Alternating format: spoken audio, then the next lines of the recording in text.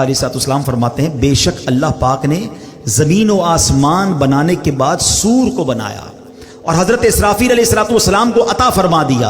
हमने ये बचपन से सुना है कि हज़रत इसराफील सूर फूकेंगे, आज डिटेल में सुन लो वो सूर है क्या। हज़रत इसराफील सूर को अपने मुंह में लिए हुए हैं और अर्शे इलाही की तरफ देख रहे हैं और इंतजार में हैं कि सूर फूंकने का कब हुक्म दिया जाता है। या रसूल अल्लाह सल्लल्लाहु अलैहि वसल्लम, ये सूर है क्या?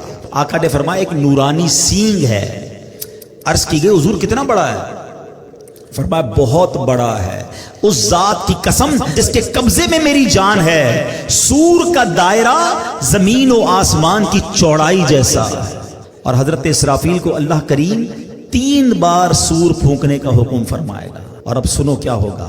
आका फरमाते हैं, अल्लाह पाक हजरत इसराफील को जब पहली बार सूर फूंकने का हुक्म देगा ना, उसको फरमाएगा घबराहट की फूंक मारो। हजरत इसराफील अलैहिस्सलाम फूंक मारेंगे। अब जब उसकी हौलनाक आवाज आएगी ना, तो जमीन और आसमान वाले घबरा उठेंगे। अल्लाह पाक के हुक्म से हजरत इसराफील इस आवाज को, इस फूंक को और लंबा करेंगे।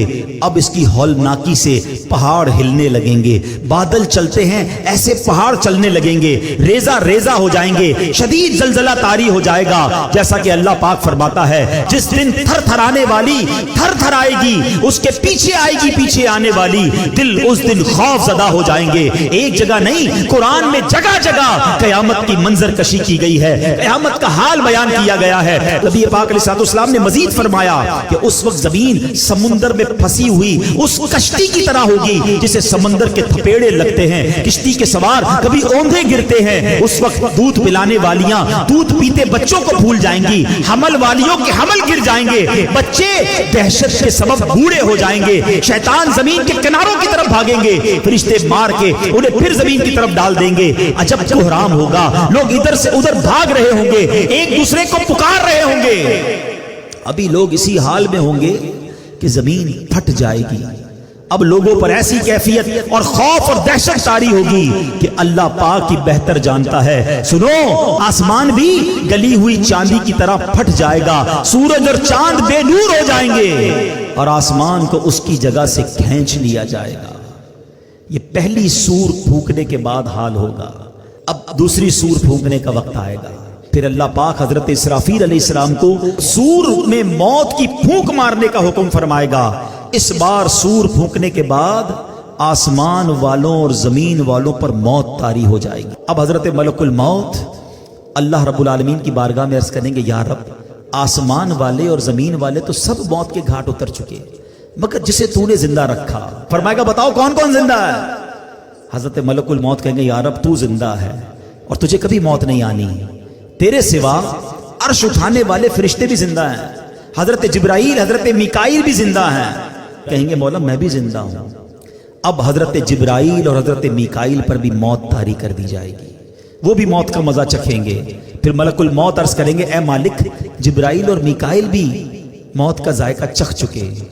अल्लाह फरमाएगा, अब कौन जिंदा है?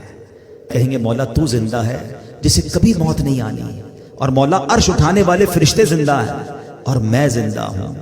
अल्लाह अकबर। पहले अर्श उठाने वाले फरिश्तों पर मौत तारी की जाएगी और फिर मलकुल मौत जो आखिरी बचेंगे उन पर भी मौत तारी कर दी जाएगी।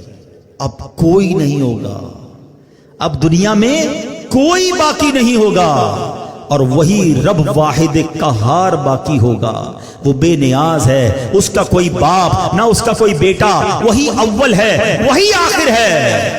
और अब अल्लाह क्या फरमाएगा, लिमनिल मुल्कुल यौम, आज किसकी बादशाही है? अल्लाह अकबर। इस जुमलों की हैबत को अगर समझो ना, अल्लाह फरमा रहा है जब दुनिया में कोई बाकी नहीं है, उन तमाम मुतकब्बिरीन, उन तमाम जाबिरीन, उन तमाम लोगों से खिताब होगा जो समझते थे कि हमारे दम कदम से दुनिया कायम है, हम हैं तो जनाब फैसले होते हैं, हमारी अथॉरिटी है। अब अल्लाह फरमाएगा, लिमनिल मुल्कुल यौम, आज किसकी बादशाही है?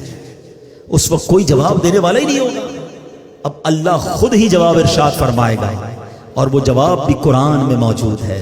अल्लाह फरमाएगा, लिल्लाहिल वाहिदिल कहार, एक अल्लाह जो सब पर गालिब है। हाय हाय हाय, मेरा रब बाकी रहने वाला है, وہ حی ہے، وہ قیوم ہے۔ پھر فرمایا میرے آقا نے زمین اور آسمان کو یوں لپیٹ لیا جائے گا جیسے کاغذ لپیٹتے ہیں، پھر اس زمین کی جگہ کوئی اور زمین بچھا دی جائے گی، آسمان کی جگہ اور آسمان بنا دیا جائے گا۔ اب اللہ پاک 3 مرتبہ فرمائے گا میں ہوں جبار، جسے میرا شریک ہونے کا دعویٰ ہے سامنے آئے۔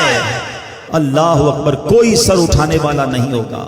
مخلوق کو اب اس نئی زمین پر ڈال دیا جائے گا، جو پہلے قبروں میں تھے اب نئی زمین کی قبروں میں ہوں گے، جو پہلے زمین کی سطح پر مرے ہوئے تھے اب نئی زمین کی سطح پر مرے ہوں گے۔ اب ایک قیامت کا نیا نقشہ بن جائے گا۔ اب پیارے نبی، آخری نبی رسول ہاشمی صلی اللہ تعالی علیہ وسلم اپنا پرسوز بیان جاری رکھتے ہوئے مزید فرماتے ہیں، اب اللہ پاک فرمائے گا عرش اٹھانے والے فرشتے زندہ ہو جائیں۔ رب نے فرمانا ہے نا، وہ فرشتے زندہ ہو جائیں گے، حکم ہوگا جبرائیل اور میکائیل زندہ ہو جائیں، وہ بھی زندہ ہو جائیں گے۔ اب اللہ پاک حضرت اسرافیل کو حکم دے گا پڑھنے کے بعد اٹھائے جانے والی سور پھونکو۔ اب حضرت اسرافیل تیسری بار سور پھونکیں گے اور اس سے تمام روحیں نکل آئیں گی۔ اللہ پاک فرمائے گا میری عزت و جلال کی قسم، اب ساری روحیں اپنے جسموں میں چلی جائیں، تمام روحیں اپنے جسموں میں چلی جائیں گی۔ اب زمین کھلے گی اور آقا فرماتے تم سب اللہ پاک کی بارگاہ میں حاضر ہو جاؤ گے۔